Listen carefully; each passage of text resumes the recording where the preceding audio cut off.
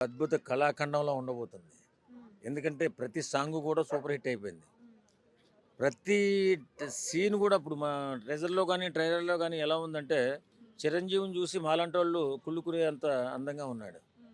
అద్భుతమైన పెర్ఫార్మెన్సు, మంచి comedy timing, తర్వాతేమో వెంకటేష్ బాబు ఒకడు సినిమాలో ఉండడం ఒక కొసమెరుపు. నిజంగా మన పండగ సినిమాల్లో ఖచ్చితంగా ఓ సెన్సేషనల్ సినిమా అని చెప్పుకోవాలంటే 'శివశంకర్ వరప్రసాదే.' 'యురేకా' సాంగ్ ఎట్లా అనిపించింది? మామూలుగా లేదు కదమ్మా!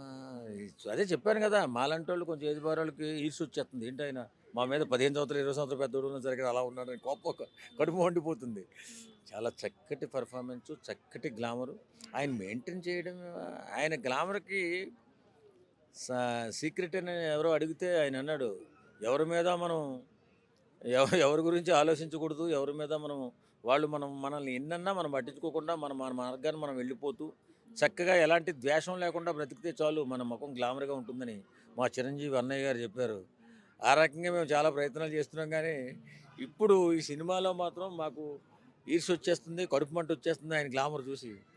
ఆ! అంత బావుంటది సినిమా. హుక్ స్టెప్ ఎట్లా అనిపించింది? ఓయ్ బాబోయ్! మామూలుగా ఉంటదండి. ఇప్పుడు చిరంజీవి చిరంజీవేనండి. హ్మ్. ఎప్పుడైనా సరే ఒక డాన్స్ విషయానికొస్తే తెలుగు సినిమా ఇండస్ట్రీలో చిరంజీవి తర్వాత ఎవరైనా. హ్మ్. ఇప్పుడే కాదు. హ్మ్. తెలుగు సినిమా ఇండస్ట్రీ స్టార్ట్ అయిన తర్వాత, హ్మ్. తెలుగు సినిమాలు తీయడం మొదలుపెట్టిన తర్వాత డాన్స్ విషయంలో చిరంజీవి తర్వాతే ఎవరైనా. హ్మ్. ఇప్పటికైనా, ఎప్పటికైనా గానీ. హ్మ్. ఎందుకంటే అంత లయ ఆయన చేస్తేనే ఆ సాంగ్‌కి అద్భుతమైనటువంటి పెర్ఫార్మన్స్ గాని, హ్మ్. చిరంజీవిని చూసి ఒక 20 సంవత్సరాలు, 30 సంవత్సరాలు ఇప్పటికి కూడా ఆయన స్టైల్ ఫాలో అయ్యేవాళ్ళు చాలామందున్నారు. హ్మ్.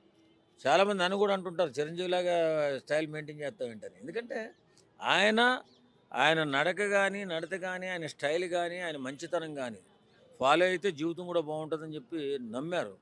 ఫ్యాన్స్‌ని ఆ రకంగా ఓ దారికి తీసుకొచ్చి, సేవా మార్గంలో కూడా తీసుకొచ్చి, అసలు ఎవడైనా ఎన్ని తిట్టినా సరే ఒక్కసారి కూడా వాళ్ళని ఒక్క మాట అన్న మహానుభావుడు ఎవరైనా ఉన్నారంటే చిరంజీవి గారు.